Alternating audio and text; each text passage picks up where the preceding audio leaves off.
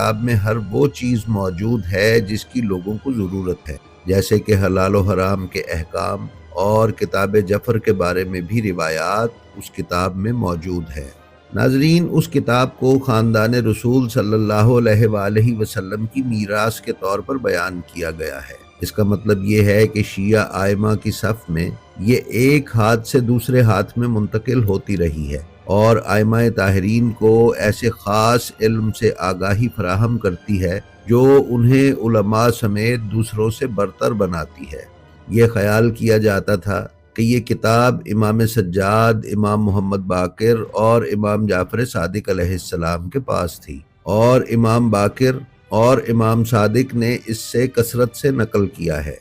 دوسرے ائمہ طاہرین نے بھی اس کتاب سے روایات بیان کی ہیں۔ یہ روایات فقہ کے احکام سے متعلق ہیں، جبکہ اس میں باطنی